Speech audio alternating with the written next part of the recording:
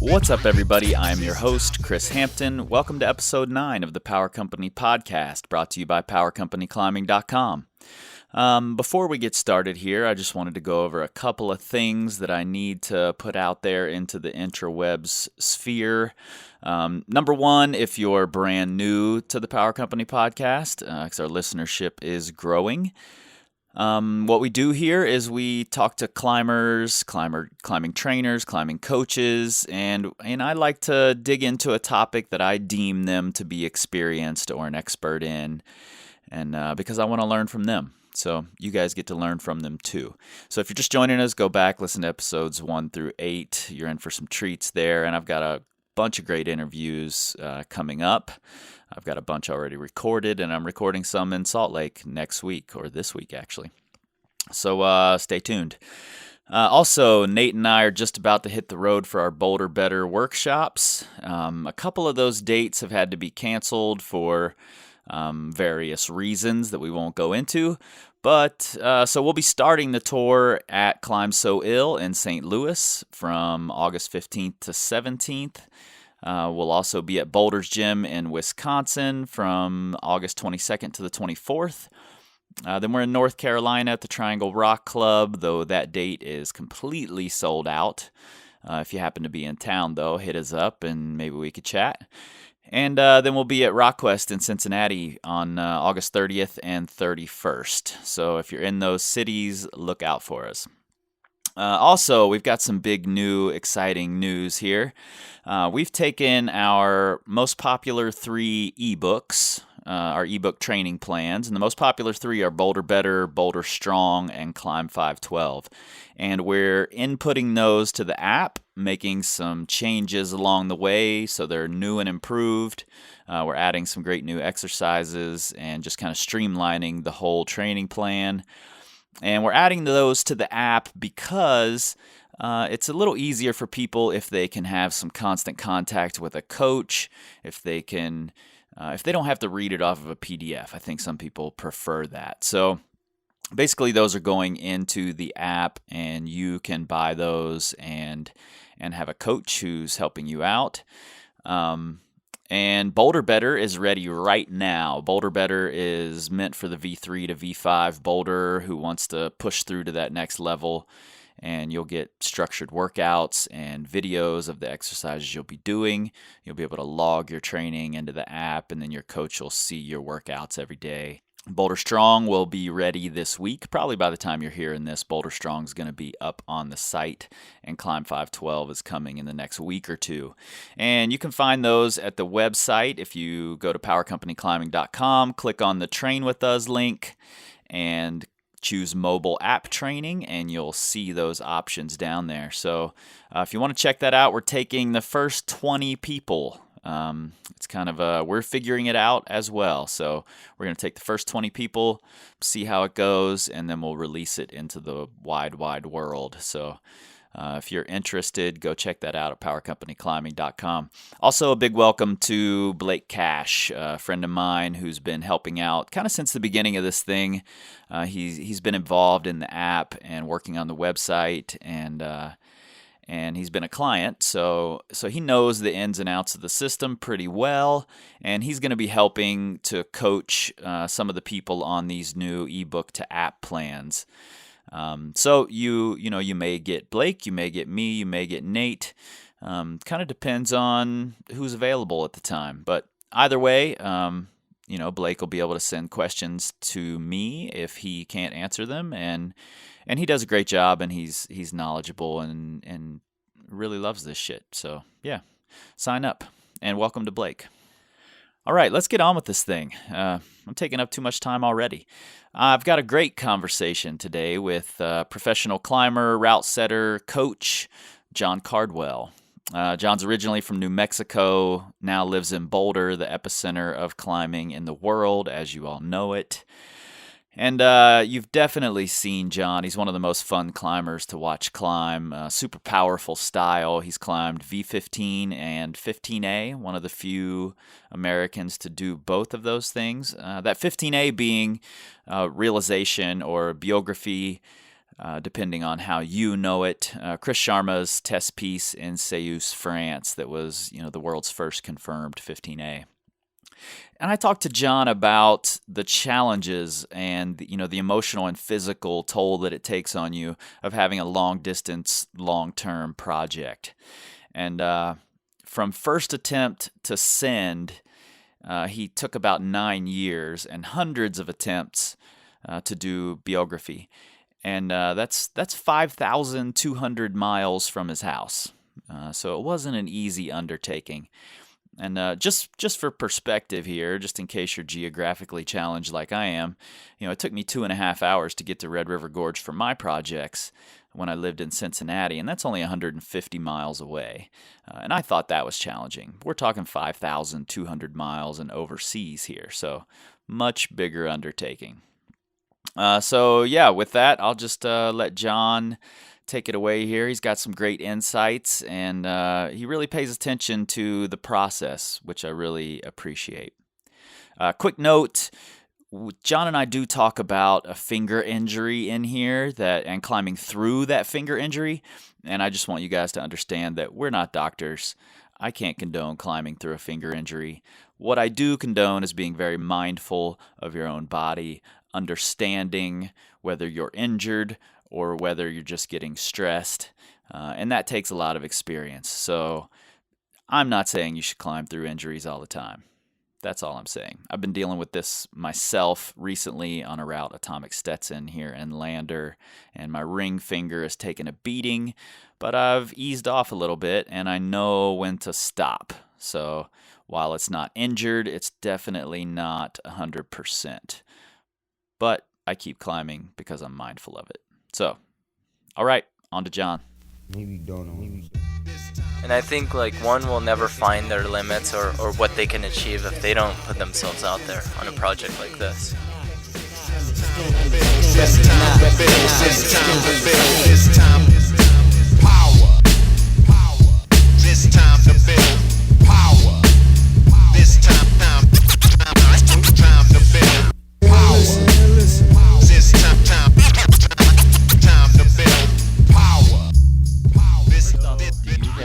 Biography or realization? What do you call it? I guess the how I first associated with the climb is realization, because that's when I first learned about the route, when I first started climbing.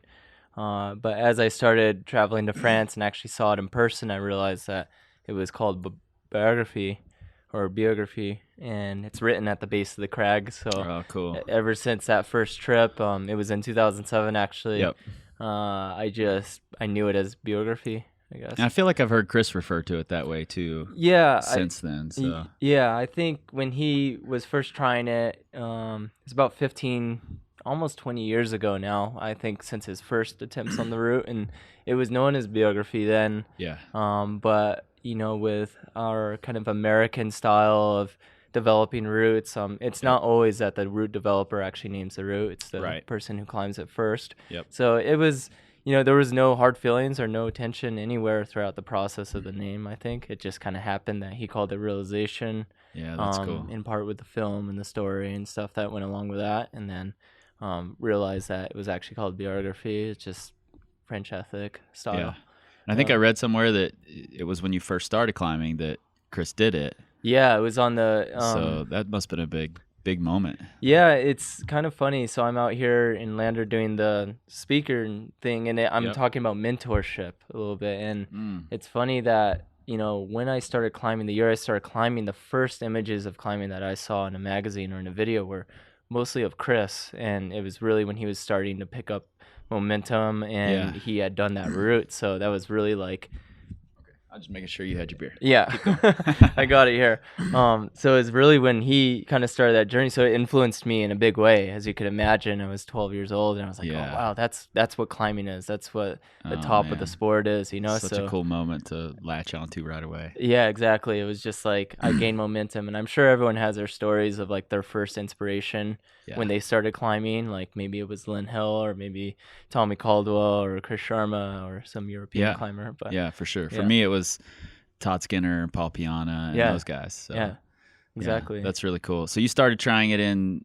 You tried it once. I tried it. Came back once, years later and very, tried it again. very briefly. And so I went there. I was on a trip with Ethan Pringle, and it was the year that he did it, and the season actually. Yeah. And it was my first day in Ceuse ever, first day climbing in France, and I warmed up on a climb, and I was like, I need to try realization, you know? How can so you I not? went on it, and I kind of got shut down. I was pretty young, but I just wanted to see it, you know? I had to, and thankfully at the time I was, you know, at the level where I could do most of the moves and kind of climb up it, but then I soon realized that, okay, I'm here, it's fresh, like, let me just experience Ceuse and climb a lot of different routes.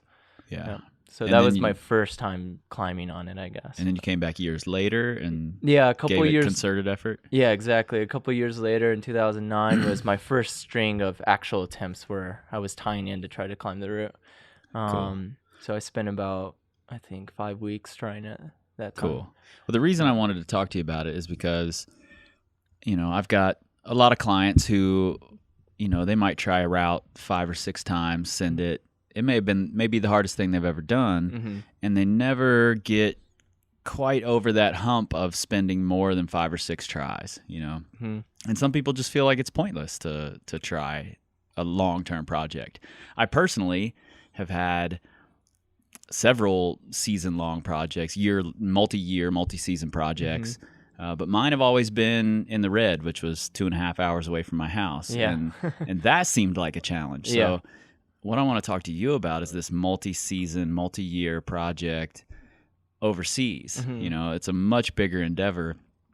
And just, you know, what you do in the meantime and how you deal with the emotions of it, and you know, it's got to be challenging just to figure out how to schedule it all and how to not go crazy when you can't be there. Absolutely. I mean, I'm very fortunate that I do have sponsors and companies that support me in these big travels, so it takes a little bit of the burden of the financial expense, I guess, to travel, but still, as you mentioned, it takes a lot of energy to plan it out and say like, all right, I'm going to France this year, and then, you know, if it doesn't happen, likely I'm going to have to wait another year and then plan it all out again, because Ceuse is a very seasonal place. It gets really hot in the middle of the summer, and in the winter it could be covered in snow or totally, you know, wet and seeping. So you have kind of late fall that's decent, but the days are short.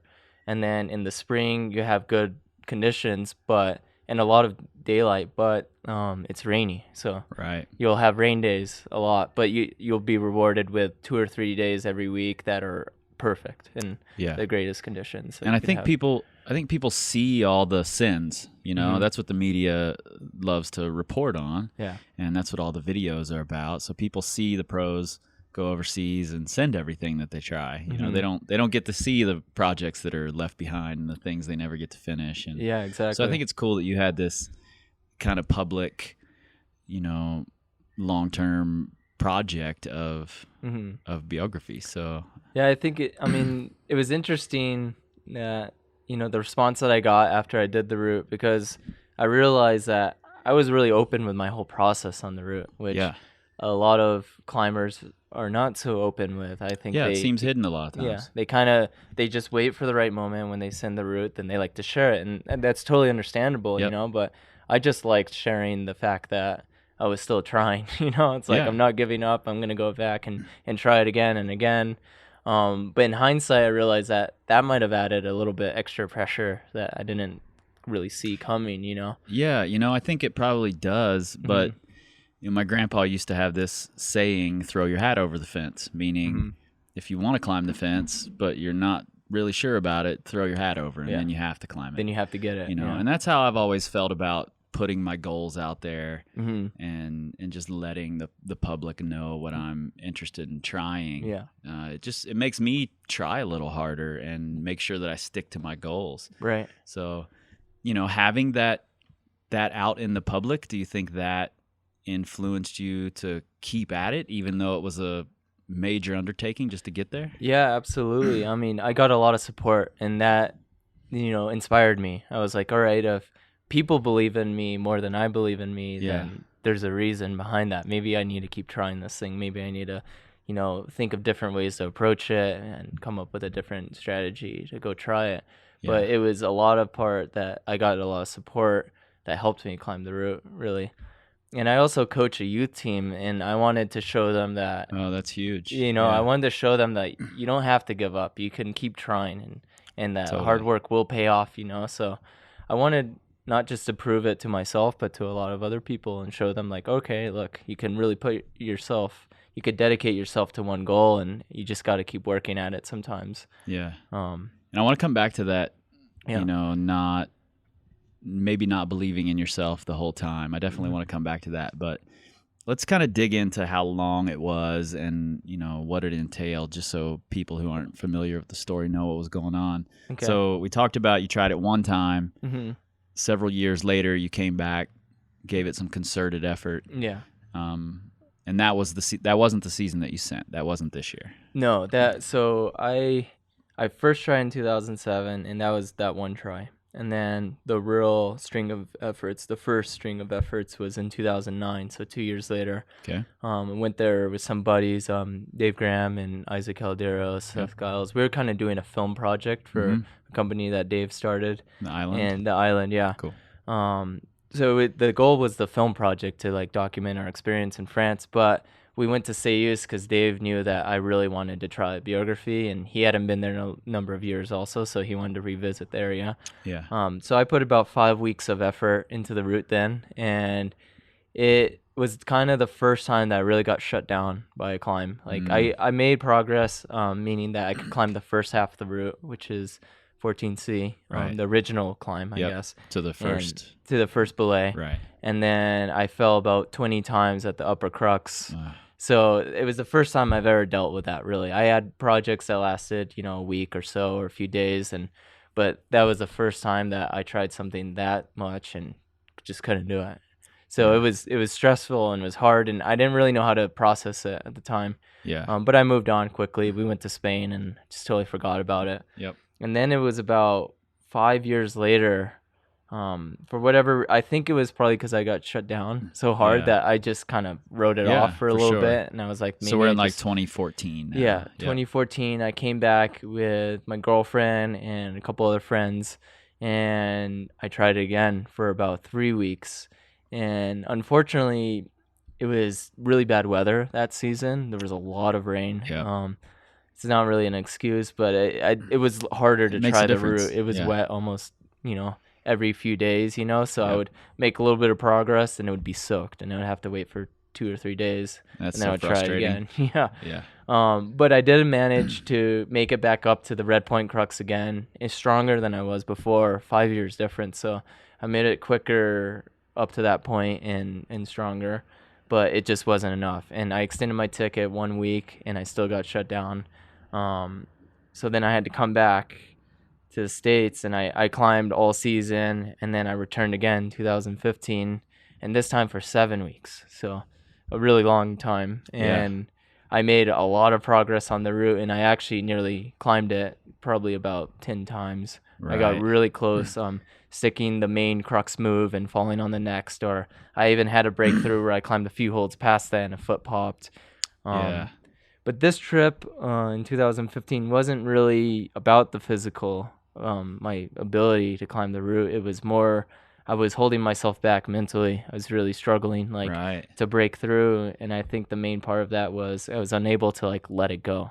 I had this project and it meant a lot to me, but I didn't want to stop trying it in a weird way. I wanted always to have that, big project, but I needed to realize back then that you could just do it. You can do it the next day, and if you let it go and climb with a clear head and not be so stressed at the base, is this the try, right, kind of thing. So I struggled with that a lot, and towards the end of the trip, I actually just stopped trying it. Kind of, it got really hot in Ceuse, and I was falling on the first part again, and I just got discouraged really. And I was like, you know what, I need a reset. I need to come back. Yep. So I had one really short trip. I had a trip to Germany that fall, and I only had 2 or 3 days to climb in Ceuse, so I just kind of climbed on it, and I surprised myself. I just pulled on the wall and got straight back up to my high point. Wow. But with 2 or 3 days, and that's encouraging. Yeah, it was encouraging for sure.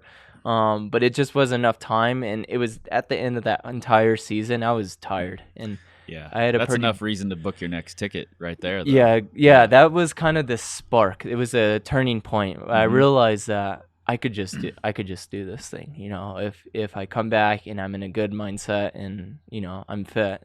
And then I also reflected on like the last season, that 2015 season, like what went wrong, like why did I feel exhausted by the end of the trip, and I realized that I had kind of had this linear progression when I arrived to Ceuse that trip, and I started doing pretty well, and then I started progressing until about week 3 or 4 where I was making my best attempts. Right. And then shortly after that, it like started to drop. It dropped. Yep. And I think I lost my peak. So I kind of after that looked into periodized training, and I was like, I need to be peaking when I arrive in Ceuse. I can't try this route for 5 weeks and then magically do it, because I realized that I was just exhausted. I was tired, and I only had a few tries to climb at my peak level. Yeah, so you needed to hit the ground running in France. Yeah, exactly. Yeah. So then I came back this year, and after a big training kind of cycle and program that I kind of devised myself, but I reached out to some people and got some advice, and I arrived in top form, and it only took a couple weeks, and I was able to do the route. Oh man, that's awesome. That was the thing. So basically 4 solid years of trying. Yeah, it was my.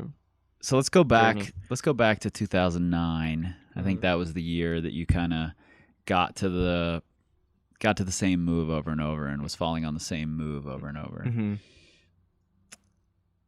Mentally, how were you dealing with that? I mean, after we're all used to falling 3 or 4 times on a move, right? And then you make a breakthrough. Yeah. But how do you deal? And I've done it. I fell on the same move of a route in the red probably, I don't know, 50, 60 times before I got through the move. And it was the last hard move. So I know the struggle. Yeah. But how do you deal with that, 5th, 6th, 7th, all the way up to the 20th try? What's going through your head at that point?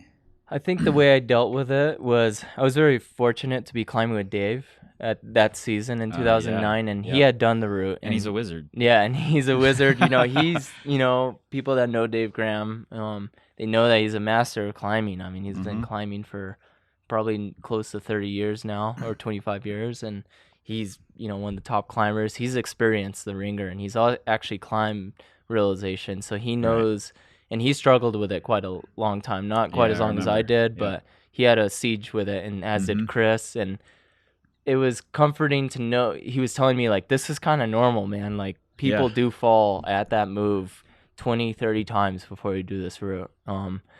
Except until Alex Migos came along and did it in a day. Yeah, insane. But that's kind of the next generation a little bit, for sure. So it's different. But even like guys like Adam Andre, they worked on the route for quite a while, and they would fall on this one move, So that was reassuring. Like, okay, maybe I'm not screwing up. It's just the way it works on this route. And I had this blind faith that, like, okay, maybe one day I'm gonna stick the move and send the route. And which didn't happen, because I learned that I stuck that move and I fell probably 20 times on the next move, right? Or 15 times, whatever. But what kept me going was the fact that I had someone to really relate to. And I talked to Chris a little bit, like during the summer trade show or something, whenever I would see him, and he was like, "Yeah, man, like I got shut down there too. Like that happens, Yeah, so, that's good to have. Yeah.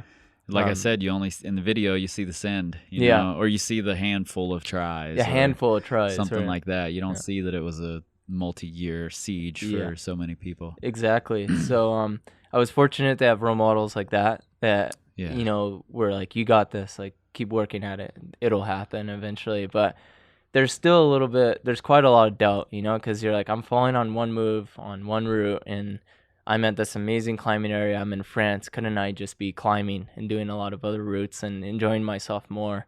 Yeah. So I struggled between that, but then every day I would walk up and I would see the perfect blue streak, and I was like, there's something more to it than, you know, a 5:15 or something like that. It's, exactly. You know, so I was just inspired every time I would look at it, and I'm like, all right, this is my project. I'm going to try it. So that helped me keep moving, I guess. And you said earlier that you know, other people believed in you more than you did. Mm-hmm. Was it during this time that you started, or when you were on your way home from that trip, where it started feeling that way? I think that you were believing less?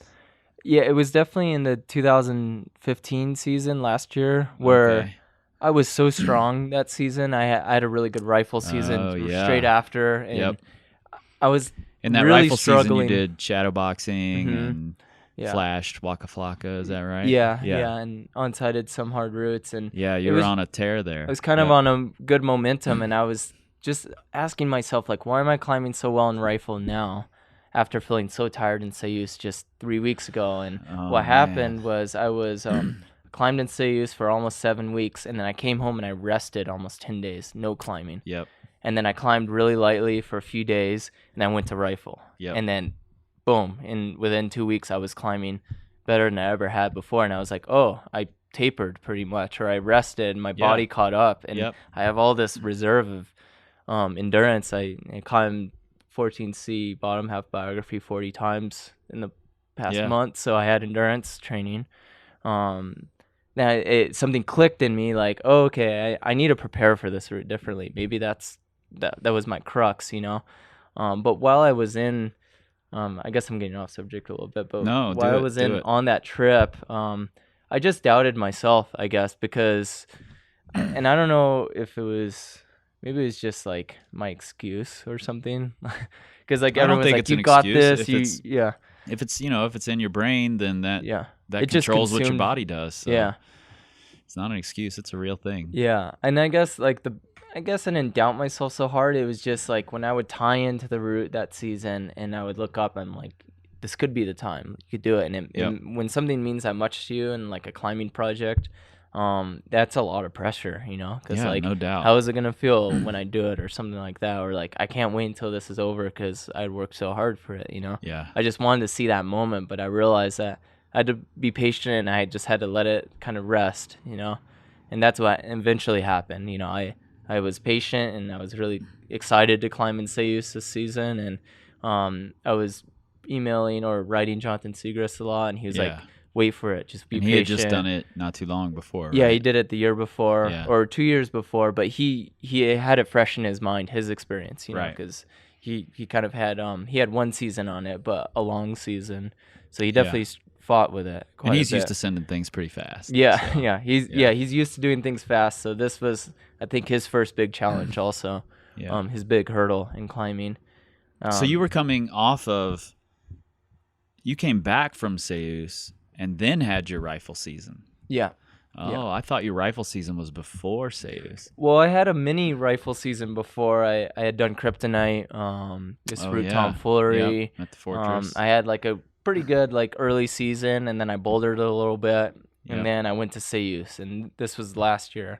So I was like, I'm strong, you know. I just did, you know, the first 14 plus in the United States, you know, like I have a momentum going a little bit, but Biography is another level, and that's what I soon realized when I got back on it. I was like, oh, okay, you know, Kryptonite's hard, but this is really hard. Right. You know? And then the rest that you took once you got back into the States, it seems, you know, just from reading, and correct me if I'm wrong, but when you went this season, you got shut down by weather briefly. Right? So you were kind of forced to rest for a little longer and try some other things. That was the key. So what happened is I arrived to Ceuse, and actually my first day I repeated Biography, the first part, and that was kind of a breakthrough. I was like, all right, I'm stronger now. Like, I could do this. And then the next day, or maybe we rested or something like that, and I climbed some other routes. I didn't really focus on Biography right away. I was like, you have 6 weeks, relax, you know, don't just dive into it, like enjoy. So I climbed some routes that I really wanted to climb in Ceuse before, and I regretted not trying them the season before. So I kind of approached it like, do these now, like go check it out, like explore a little bit. And then I tried Biography a little bit, and I was making steady progress. So like the difference with this season was every try was a little bit better, a little bit better, a little bit better. And then eventually and this is several years in, still making progress. Yeah, still making. Which is fun to see. Yeah, and it was coming a little easier, probably because I had it so dialed already. It was September, so I was trying it now in May. It wasn't that long since I last tried it. You know what I mean? And September was only a couple of days, but it was a try, you know? So it was really fresh in my mind. I was well trained. So it was coming really quick, and I think I was viewing it as like really nice linear progression. And then the rain came, and so it's probably my first after 4 or 5 days, and we were like, we can't climb in Ceuse. It's raining 3 or 4 days in a row. So we went to Nice, and we climbed around Nice a little bit. There's some overhanging crags that stay dry. And then I discovered, well, I didn't discover, but I learned of this new area, or not a new area, but a classic area called Saint-Léger.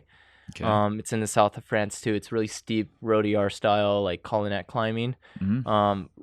Total opposite of Ceuse. If anyone knows Ceuse is like vertical face pocket climbing. Right, little tiny pockets. Yeah, so I went there and I did a lot of on-site climbing, and I did tons of volume, and I was just not even worrying about Biography. I was like, it's there, I'm going back.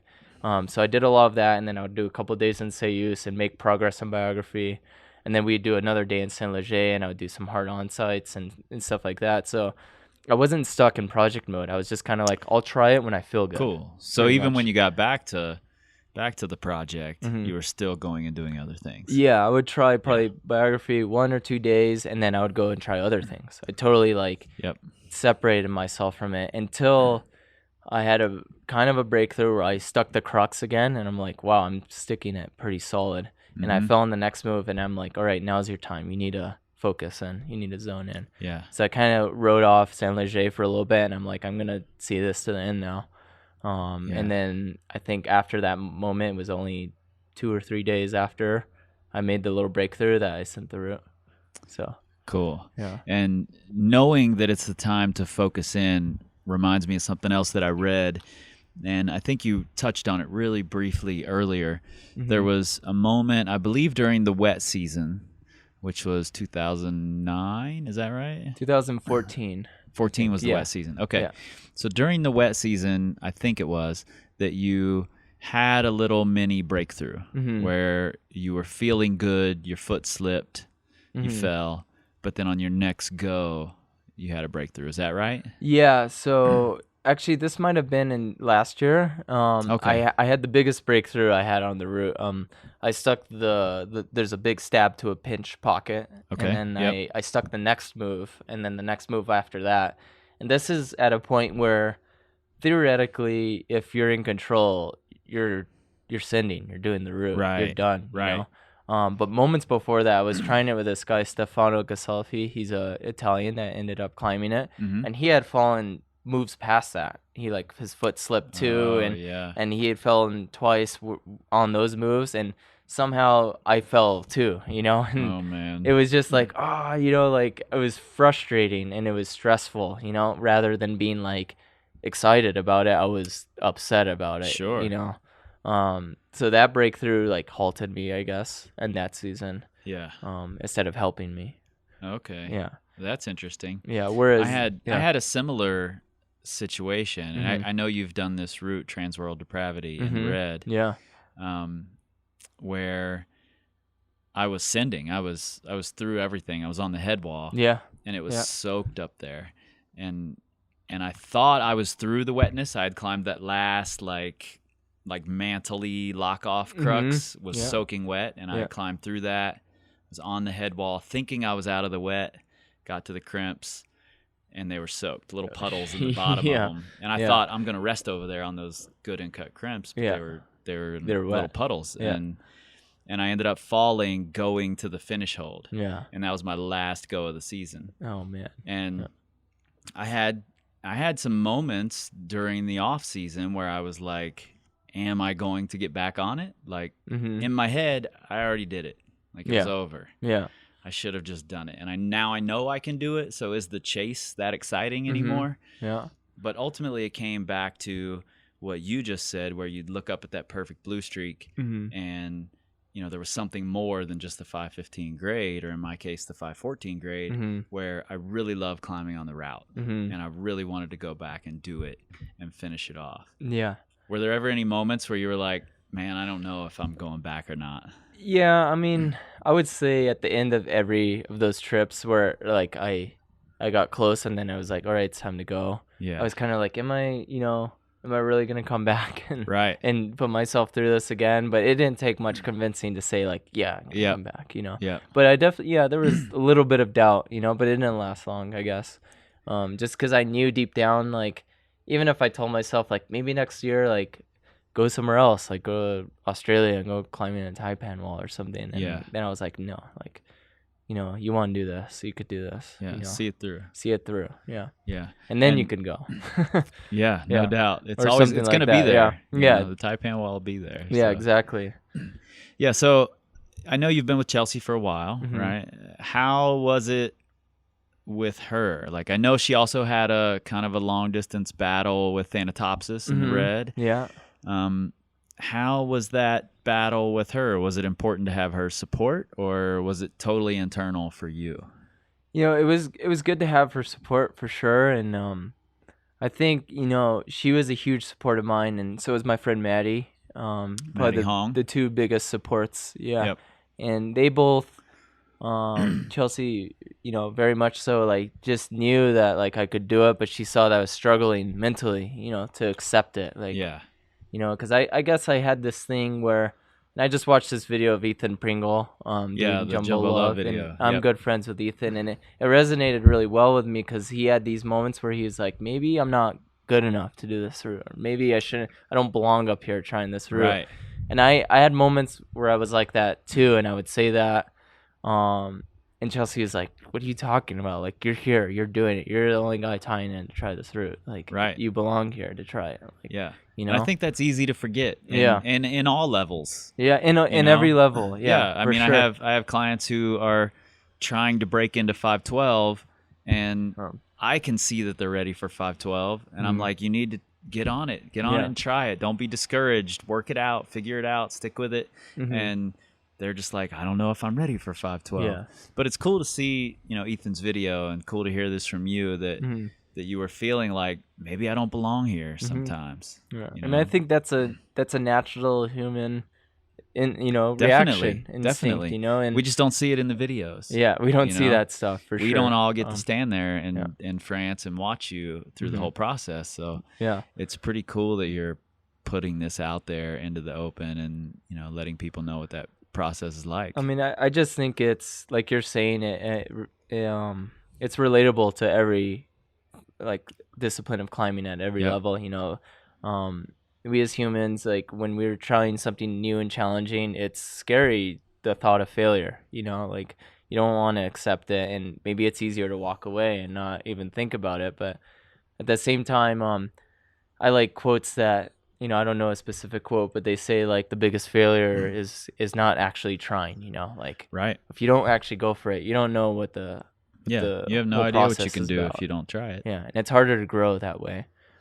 Definitely. And that's, you know, me as being a coach with my kids, that's what I really try to teach them a little bit. And I try to make it clear that it's not just with climbing, it's with everything. Like if you really want to try and push yourself and grow as a human, you got to try things that maybe you're not totally sure you can do. Yeah. In the beginning. Oh, that's good. I'm glad you share that. Did you share any of this process with them? Like, did they know what was going on more than what the media told them? Yeah, a little bit. I mean, I coached them. So, you know, when I would come back from the trip, they'd ask how it went. And, you know, they know I'm trying 515. That's what matters for them, you know. And they're young and they're like, that's amazing. We only see 513s in the gym, you know. Yeah. So I would tell them a little bit about it. Which is also amazing to me because, you know, when I started climbing, there were no kids, first off, climbing. Exactly. And 513 was still a pipe dream for most climbers. Sure, so yeah. It's absolutely. cool to see that progression happening and you being involved in the next level of that progression. Yeah. Yeah, so I try to, fill them in a little bit, but I don't know if they understand really quite yet. Like Sure. that I went for But they'll hold on to France for that. 6 weeks and Yeah. and tried one route, Yeah. But some of them do as they get older. Some of my older kids that start trying projects and they're working 513s and stuff in rifle, they understand. They get it, Yeah, and they'll bump up against that their whole climbing career. Mm-hmm. And they'll have the same role model that you did in Sharma and Dave Graham and all those guys who battled with it. They'll get to know what you did, and they're going to go through the same thing. Mm-hmm. They all are. So yeah, I mean, I think it's harder for me to see, but maybe because I've heard other people tell me like the kids really like look up to you and they think this is cool and all that. And you don't see it directly sometimes, Sure. Because you're just coaching them and you're like, all right, we have this on the plan for today. This is what we're doing, and it's really like work. They're working hard. So yeah, and they're working hard because of you. Yeah, I mean that's a big part of it. Yeah. They're driving themselves, but just like you had the role model, they do too. So sure, I think that's pretty cool. Yeah. Question about Alex Megos. Mm-hmm. Did he do it while you were in the process? He did, right? He did, yeah. And how did that affect you? And I'm asking because when I was working on Transworld and I was getting close, Alex Megos was in the red during his mega US sending spree. Yeah. And I had never heard of him at the time. Mm-hmm. He was right in the beginning of it. And he just said, do you mind if I try? And I'm like, sure, Yeah. And I'm thinking, I'm going to be resting a while. It doesn't matter. Right. But he didn't need a while. It took him all of about 7 minutes to onsite it. And it looked like a warm up. Yeah. And I was like, who the fuck is this kid? Like, he's super nice. He just looks like this fresh little kid, and I had no idea who he was, and it blew me away. Yeah, I had this similar experience with him in the red. I think that season. I think it was, yeah. In fact, you might have been there that day. Maybe, yeah. Yeah. Yeah. I definitely remember him doing those routes and him doing the routes at Bob Marley Crag. Yep. At least at the time he did Southern Smoke and I think 50 Words for Pump. Yeah. And he was just cruising him. I was like, wow, this kid, haven't really heard of this kid before. Yeah. So you already knew a little bit where he stood when he did. Yeah, and I knew that. He had did an Action Direct in about 2 hours. Yeah, like that season or something. So to learn, it was I saw him climbing the first day, and he had repeated this route called Lulu in Berlin sector in Ceuse. Okay. And those that know the route, it's a really hard, 120 foot long, pretty much vertical slab 9A. So. Right. Super hard Ceuse. It could be harder than Biography in a lot of respects just because of the style of climbing. Yeah, and it took him 4 or 5 tries, and I was like, wow, like he just hiked Lulu, it's pretty impressive, And then he was like, well, I'm resting today, and then tomorrow I'll go to a Biography sector and maybe try 3 degrees or something like that. He didn't even say he was going to try Biography. Right. And then when I heard the news, I was like, oh, he got him Biography. Everyone was wondering, like, did Alex try Biography? Did Alex try? And then they were like, yeah, he did it today. He just climbed up it. He tried it 3 or 4 times and worked the moves and made a good try and then made another good try. And he sent the route. And my initial reaction was like, are you serious? Like, has he tried it before? And, and I remember the days before, he was like, this is my first day in Ceuse, right. So I was like, he hasn't tried it before. That's amazing, And I was more inspired than anything, but also a little shocked and kind of like, wow, here I am, like 50 tries deep, on this project. But at the same time, I had a lot of respect for it, and the thought that he had done it so quickly was maybe encouraging to me to think like, I could do this, Like if he just did it, like I could do this too, Yeah. But it did take another 40 tries or something after that. Yeah. How many tries do you think it took all total? Have you tried to add it up? I haven't tried. I only counted that first season, like my very, very first season, where I think I did Biography 18 times. You did the 14C version 18 times. 18 times in 2009. 2014, I probably did it 10 times. Last year, I probably did it 35 or 40 times. And this year I maybe did it 10 times before I did it. So I would say upwards around 80 or more tries. Yeah. Or red points to try it, And not even counting the tries that I've worked Just Biography. working on it, yeah. But I think when I first tried Biography, the first half, it didn't take me very long. Maybe 2 or 3 days. Yeah. 10 tries or so, maybe less. So once I had done that first half, I maybe fell once or twice on the bottom part until I did it again.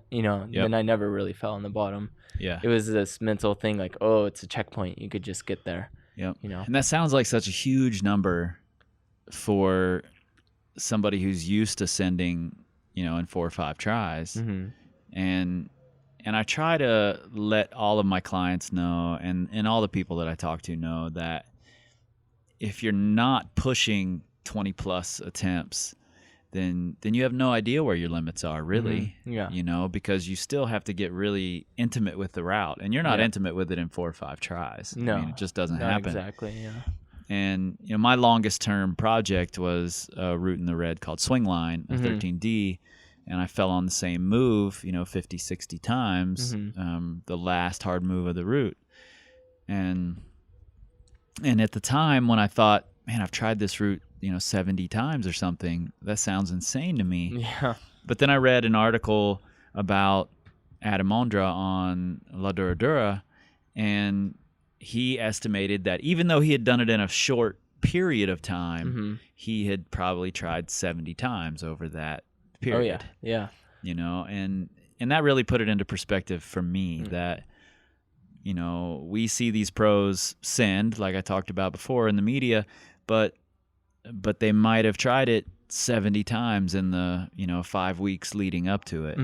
Yeah. And hearing that you spent season after season, booking flights to France, leaving without it in your pocket, and trying 80 plus red point attempts, it's pretty fucking inspiring. Yeah. Cool. I'm psyched that it inspires people. And I always say, like, there's 2 ways to view progressing and climbing. There's more, but I think of it really simply. Like, you can work your way up to a level and try something to do it quickly, or you can work through something, give a lot of tries. And I think the first way to do it, where you work your way up and then you do something quickly, almost like the old Alex Magos model, kind of like the Alex Magos early on. Like his trainers prevented him from trying harder routes because they're like, we don't want you to project yet. We want you to do things in a few tries, and then when you're ready, you could try something harder. That's one way to view it, but only to a certain point, because I think at a certain point, no matter what level, you're gonna have to spend more than a few tries, and Alex will reach that point at some time. It's on some route where he's gonna have to try it more than 2 or 3 days. Like, he's gonna have to invest a lot of time. Spend seasons on it. Yeah. And that might happen to be the hardest route in the world, because of his talent. Right. And the same with Adam Ondra. He did routes really fast when he was younger because he employed that tactic also. But then I think he realized at a certain point, if I want to push the standard to 9B plus, which he's done, that's gonna take a lot more tries. And that's, like you were saying, really where you find your limits and you push past them. You have to invest the time, you have to put the effort in. Yeah, and I think that applies to on the road climbing too. You were overseas doing it, and I've had a long-term project here in Wyoming, even when I lived in Cincinnati, and I think it's important to go on the road doing different styles and still trying to push your limits. We all like to, I hear it all the time. Oh, when I go on the road, I just try and onsite everything. Right. And I think that's a great tactic for part of your trip or for some of your trips. But really pushing yourself on every style and every different rock type, I think, is really important. Yeah. I agree totally. And I think there's a few ways to view trips, and there's the volume trip where okay, let's not climb our limit, let's just climb a bunch of routes. Definitely. And then there's on-site trips, like you were mentioning, where I've done this before. I just want to on-site hard routes. I want to push that part of my climbing. Try it one time. If you don't do it, move on. And then there's the mini project trips where you're like, I want to do something slightly below my limit, but I want to do it quickly. I want to see how fast I can do this. And then there's the project trips, like the Biography. And I think you can combine them. You could, do half the trip, like, oh, I'm going to on-site. Kind of what I did this year is this last season. This last season. I picked, middle range 14s, 513s and stuff for on site and red pointing in a day or something like that. And that really helped my progress with biography because I think it built a lot of momentum, Yeah. And I didn't dwell on the red point process the entire time. Only a really short amount of time that I delve in, probably less than a week. And that's when I did the route. But before then, it was like this mix of like mini projects, maybe jump on biography every other day, kind of thing, and a lot of on-site climbing. Yep. Question for you. I love to have mini projects that kind of lead into my bigger project, and I also like the idea of having mini projects that are sort of your anti-style. Yeah. Do you employ that at all? Did you do any of that in Ceuse at this time when you were climbing on Biographie? Kind of. I would say that what I did with this season was really unique because Ceuse, like I was saying before, it's really kind of technical face climbing pockets. It's really fingery. Yep. Forearm endurance. It's a different style. You really have to stand on your feet. And I was like, and then you went to the colonnettes. Then I went to these steep caves where I was like, because I'm kind of lacking the power. I feel like I need to use my big muscles. I'm not using them on biography really. I'm just kind of sprinting up there. So I would go to Saint Leger and just like waste myself on the steep cave power climbing. Right. And I would leave the day like totally aching and tired, all over like my core and my back and stuff. Which seems like it's your go-to style. I mean, you appear to be a more powerful climber. Yeah. So I would say it's what comes more naturally to me. Yeah. But those who know me pretty well know that I actually really like technical face, kind of almost slab climbing, like the stuff here in Wild Iris that I checked out. That's my style. I really like that. Yeah. Or in Ceuse is kind of my style, but. It took a long time to get there. I would say when I first started climbing, my roots were in like Waco tanks and all this stuff. So I learned how to like climb in roofs and really powerful. That's just how I grew up. Right. And then I realized later on that I really enjoy face climbing or small hold climbing and with tiny feet and stuff like that. Yeah. So I would gravitate towards a route like that more than a steep route. But I do realize that like the steep power routes definitely complement that climbing in the sense that like you're working your big muscles and you're getting that power up, and it helps a lot on even face climbs. Yeah, definitely. Yeah. So talk to me about the training, just because I know people are gonna want to know like that last push, before you went this 2016 season. What did it look like? What were you not necessarily like what workouts were you doing or anything like that, but what went through your head leading into that training season? Like what did you feel like you needed to do to get ready? Well, first and foremost, I knew that I had to arrive in Ceuse this time on my peak. I needed to be as strong as I am going to be in my entire trip that first week, pretty much. Yep. So I kind of constructed my training schedule with a friend of mine, Ryan Sewell, who he works on movement. He's a head routesetter and stuff. But he's a really strong climber as well, and he's super psyched on training. So we did a lot of research. I read a bunch of random books and stuff, and then I talked to some climbing coaches, Justin Shong. He's just a friend of mine, so I kind of like showed him some stuff. He was like, "Yeah, this looks kind of cool, like keep with it." He didn't really offer me like you need to do these workouts or anything. I just wanted to see what he thought. Yeah. And then Ryan and I did a lot of research, and we combined our knowledge, and we just made our own training program, I guess. But it follows the same structure as what a lot of people, a periodized training program, what a lot of people are doing now. The only difference that I did was in between. I had 3 cycles, and it started with strength, and then it went into power training, and then it went into endurance or power endurance, something like that. So I built up a really strong finger base, I guess, in strength. And then I had a period in between strength and power where it was just climbing. I just wanted to get outside mostly and climb. And I guess Justin called it like a performance. He was like, go out and see how strong you're feeling, and then reassess. And then I went into power, which was like campusing and a lot of bouldering. And was your strength more hangboarding and short boulder problems, or? It was a lot of hangboarding, endurance, more or less once a week, just to maintain, not to lose it.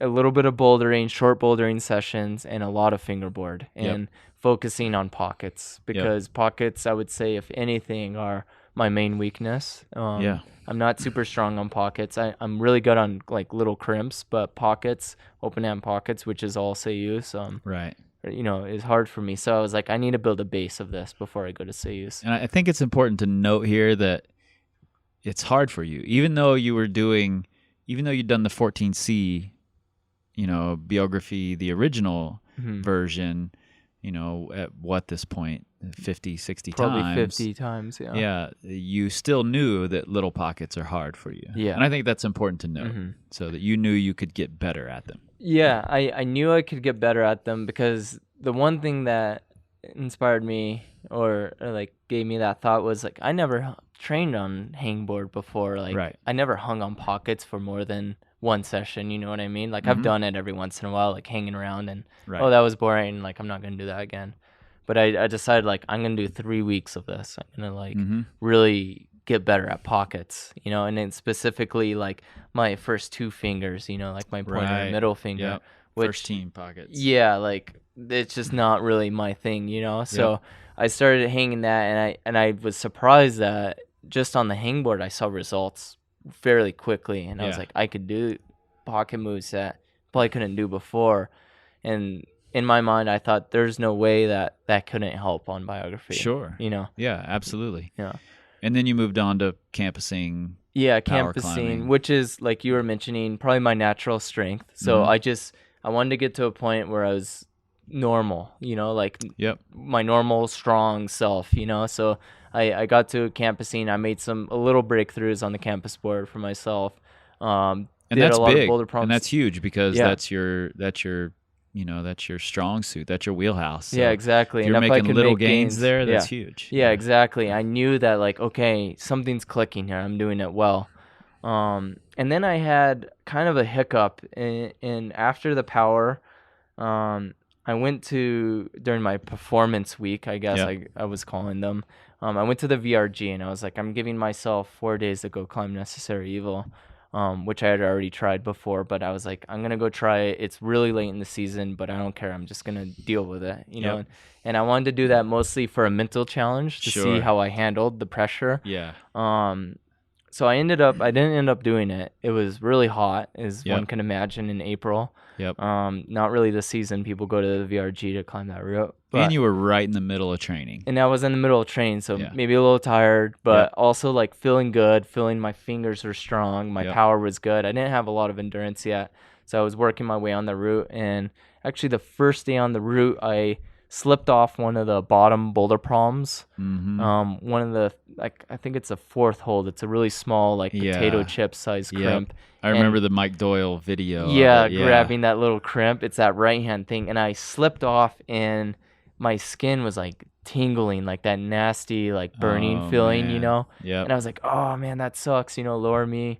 And then I waited for like half an hour, and then I realized like my pulley was really in pain. It was hurting pretty bad, and I was like, this isn't good. So I kind of like was pacing the cliff, like grabbing random little holds, and I kind of was like, I didn't blow my pulley, but I definitely upset it. It was not feeling good, so I taped up, just out of precaution and freaking out a little bit. I was like, tape must help. I'm gonna put a lot of tape on. Yeah, do what you can at that point. At that point, and I'm here. I'm gonna keep trying. So I like kind of re-warmed up a little bit, and then I made a try on the route, and I got really far on it, almost did it.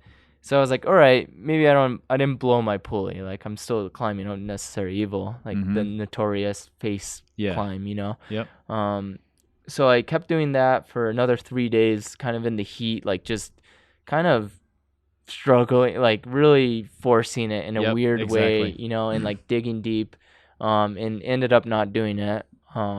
And then I went to Red Rock Rendezvous to coach some clinics and stuff like that. And that's when the pain in my finger really kind of settled in. And I was like, I might have messed up my finger. And I'm going to France in 4 weeks. And I still have this endurance phase of training that I need to do. But I know now that I need a rest. Like, there's no way I could just go back to Boulder and jump straight into endurance training, which was climbing like 5 days a week, like doing hundreds of moves.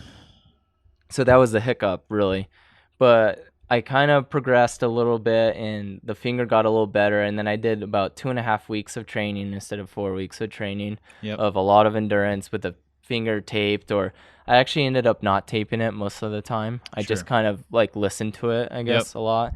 Continue with my training through the pain. It was hurting pretty bad. I wasn't really closing crimped that much, but I realized that I could open hand holds pretty well, and that was kind of reassuring because I knew that biography was most of it is. Mostly open hand crimps, or pockets. And the only thing that worried me is like the very first move you do on biography is to a really, really small 3-finger in-cut crimp, and you have to do pretty much a V11 boulder problem right off the ground, and you have to crimp this right hand so hard, and that was the finger that was hurting me.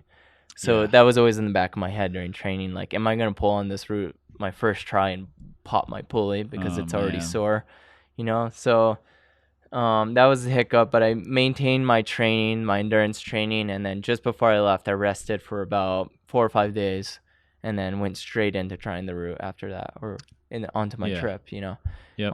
Finger pretty much hurt my entire trip there, and then now it's okay, thankfully. You know, and as a coach myself, I can't necessarily condone climbing on you know, painful fingers, but I also have a lot of conversations with people who the minute they feel any sort of something wrong, they freak out, right? You know, and your finger has no damage now, right? Like I climbed through it, and I have to point out, like, you're absolutely right. I mean, if you hurt your finger and you know you did it on a climb like I did, like, the smartest thing is to rest and like just give it a break. Right. But I was already invested with my ticket and already at this point 8 weeks of training, and we love this shit. You know, and I was like, I'm gonna go for it. This is what we do. So telling a rock climber to rest is just insanity anyway. They're not gonna do it. You know, you might as well give them something to do that's just lower impact, you know, and different, using their hands in a different way. Like I said, I can't condone it, but I hear a lot of people say that they're freaking out after little tweaks, and I think it's probably not a bad thing to climb through some of those tweaks if you're really sensitive to your own body and your own mechanics, and you understand what's going on in your body, like you obviously do. I mean, I think I don't know many pro climbers who don't have fingers that hurt. A lot. It's true, and you know, and maybe after climbing for 15 years, I know there's people that have climbed way longer than I have, but I kind of know, like, there's little ins and outs, you know, little tweaks here and there, and I know when to kind of worry about it a lot and when to, like, all right, that's just a little something, like, take it easy at least, you know. And I know when to totally stop, and there was definitely times when after the VRG, when I came back and I was doing training sessions, and I would end early because I was like, I can't keep pushing it. If I keep going farther, like, I'm actually going to hurt myself to the point where I can't keep climbing. You know, and there was no doubt that I had like some minor pulley tear or something in there, but it wasn't a full rupture, and I've had full ruptures before, so I definitely knew how that felt. And unfortunately, the only reason I knew is because it got to that point, you know? Right. So I guess that it's kind of good that I knew, but it's also like, it's a bummer. But so what we're saying is, if you're new to this sport, this lifestyle, whatever it is you want to call it, and you feel something hurt, take a rest. But if you've been doing this for a long time and you know it's not serious, then, you know, it's not a bad idea to take your chances with something different. Don't pull on the same holds that hurt your finger to begin with necessarily, but be smart about it. That's I think at the very minimum, at least consult someone first before you resume climbing. Like, listen, have you had this before? Like, this is how it feels, you know. And just be really mindful of what's going on in your own body. I think that's the important part. And I guess I have to mention that 99% of the time, I would have just stopped climbing for 3 weeks. You know, and the only reason I didn't was I was so committed already to training for this route, and I had tickets, I had a hotel, I had a house booked, I had my car booked, friends were meeting me. I was fully committed, so I had to somehow find a solution. And I guess in a way, I kind of broke the rules a little bit and just kind of kept training. Yeah. Well, what's funny? I think, when I talk to the more serious climbers who've really made this their lifestyle, they tend to err on the side of caution more often than the people who are just coming up through 511 and are super, super psyched to get better at climbing. And, they see this huge, progression in front of them that they're going to be hitting. And those people are the hardest to hold back. Yeah, and absolutely. To stop. So I think it's like you said, you would normally take a break. Yeah. Or at least I would have climb some easy things or go climb cracks or whatever, something different. Take a little break from what you're doing. Yeah. But I think it's harder to get other people to stop. Yeah, so it's hard to get people to stop. Yeah. Yeah. And it, I have to force some of my kids to stop climbing sometimes because they're like, oh, this hurts, and they're growing kids, and I don't want them to hurt their growth plates in their fingers or their shoulders. They're developing, Yeah, and there's so much to learn about technique. Yeah. And just learning climbing movement that you don't have to be climbing hard all the time. You don't have to pull to really learn to be mindful of what you're doing. Yeah, exactly. So I would, definitely stretched it, went on the whim a little bit, stretched it quite a bit further than I should have, but in the end it paid off. But I have to say that might not always be the case. So if there's an injury or there's a major we're not doctors. Yeah, exactly. Yeah. But anyways. So talk to me about those before we go here, talk to me about those last few 5-6 attempts before the send. Did you know it was happening?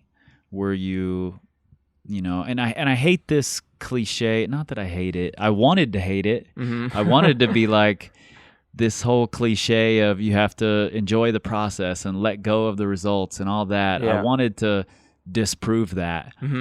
But in my own climbing, that's what happens. If I enjoy the process, then it just happens faster. Yeah. So talk to me about those last few attempts. And not to go too cliche, but I'll have to say that my last, and my friend Edwin, who was belaying me the whole time. Yeah, Edwin's a good dude. Yeah. He'll definitely attest to this. My last 5 or 6 tries are probably my most enjoyable attempts on that route I ever had. Yeah. I knew at a certain point that I was gonna do it, and it was really strange. It was this weight off my shoulders before it already happened, and I guess the tries before where I was holding myself back, I felt like I was holding this heavy bag of stress, and somehow I made a breakthrough on the route, and not that I got to my high point, but I just felt so much better on it at a certain point and that comes back to that mindfulness. You, even though you weren't at your high point necessarily, you still knew you felt better. Yeah. You can't always judge it by what hold you got to or what level you reached. It's more, how did I feel on it? It was kind of the feeling, my attitude, my approach to when I would walk to the base of the climb, when I would tie in and just be like, all right, I'm going for it, the last few tries were I was tying in for a warm up or something. I was just let's do this, let's try it, it wasn't oh man, fuck, how am I gonna do it this try? Am I gonna do it? What's gonna happen when I get to that move where I fell off all those times? Yeah. And I don't know what happened. Maybe it was Edwin had a really good attitude. He's always man, you look so good. That's awesome. Next try, man, give it another try, Yep. Having that really, really psyched attitude helped me. And I had a better attitude where I was just yeah, you're right. I'm going to do this thing next try. I'm going to try it, I'm going to tie in an hour, and go for it. So it was really enjoyable, and it just built this momentum.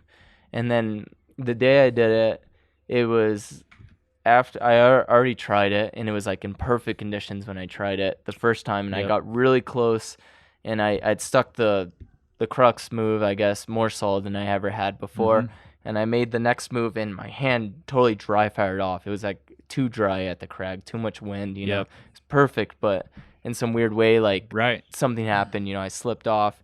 but I wasn't at all angry. I was like, which is so good. Psyched, you know. That's an easy spot to get upset. Like perfect conditions, I couldn't pull it off. What am I gonna do? Exactly, yeah. And I had every reason to be upset, but I was like, this is awesome, you know, like lower me right away. I'm not even gonna brush it. Like just lower me down. I'm gonna rest, you know. Like I want to give it another try today. And it was the second day on.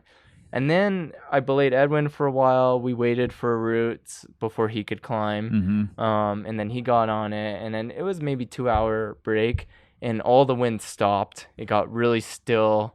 It was kind of later in the day. Like, so it was this like kind of dew point was coming in. And, you know, my friend Jon was climbing on an open project there in Ceuse. And he was like, oh, conditions are horrible. Like, it's not doing, things aren't going well. And I was like, oh, that sucks, you know.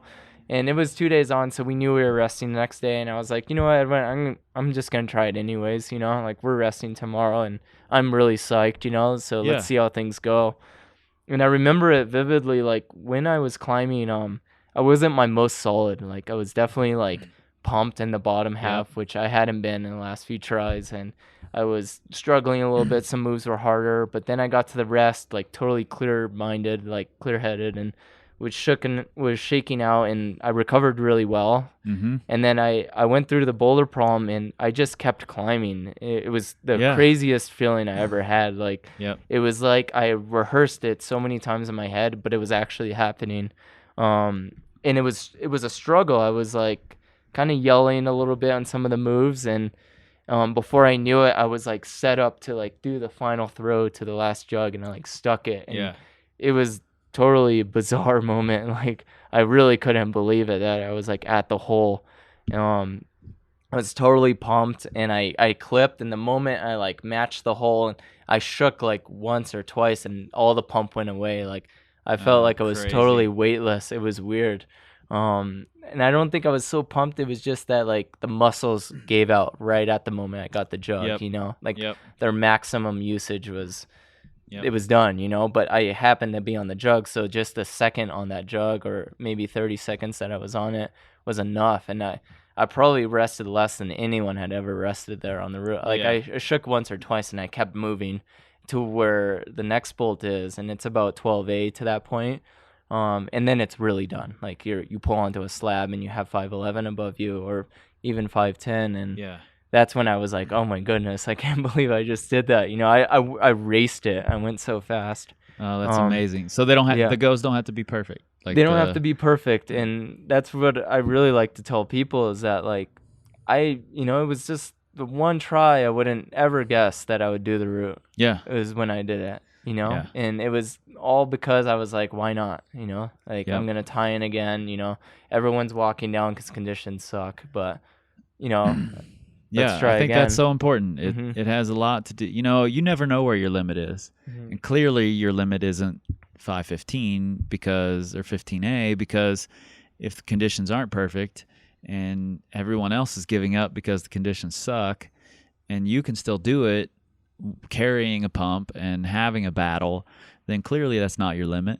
Even though, you know, the year earlier you might have thought this is my absolute limit. Right. And I think you never know. So why not give it another try? And if you don't feel perfect, continue to battle. You know, and see what happens. And I think like one will never find their limits or what they can achieve if they don't put themselves out there on a project like this. You know, you really have to discover it for yourself and put in the time. You could say like, okay, that's definitely my limit, you know.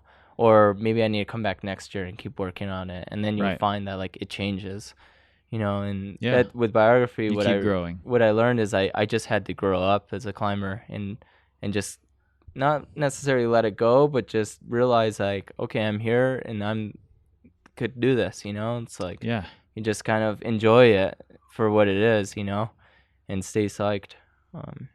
You know, and that's where you learn, like, you know, how to try hard and when to try hard. Exactly. You know? That's where you learn. Yeah. I think that's as good as any place to stop it. So cool. Man, I appreciate you sitting down. This was a great talk, and I really appreciate that you can look deeper into your climbing. You know, again, back to that media thing. We only get to see the surface, you know. Sure. So hearing what's underneath of that is really cool. I think it's definitely cool for me. I'm sure it's cool for everybody who's listening. So. I hope so. I hope it inspires people to try harder on their projects or approach climbing differently and enjoy it more, you know. Yeah. Man, that was a fun conversation with Jon Cardwell. First off, huge thanks to Jon for sitting down and taking time out of his busy schedule here in Lander during the International Climbers Festival. Oh man, I really appreciate it. And you know, I really admire that Jon put so much energy into the process and into just the ins and outs, the fine details of the process, and he's totally okay with being open about, you know, the challenges of it, and you know, the struggles that he went through, and at the same time he understands that he's got some pretty important help from sponsors and from the community. So huge thanks to Jon Cardwell for sitting down. Before we go, don't forget we've got the new ebook to app plans up. Boulder Better is ready now. Boulder Strong will be by the time you're hearing this, most likely. And we're only taking the first 20 people. Also, be sure to check us out if you are in any of the cities that Nate and I are going to be visiting. We'll be at Climb So Ill. We'll be at Boulder's Gym in Wisconsin. We'll be at RockQuest in Cincinnati. All those workshops have open spots, so check us out. You can find us on Facebook, Instagram, and Pinterest. No Twitters. You guys know that. We don't tweet. We scream like eagles.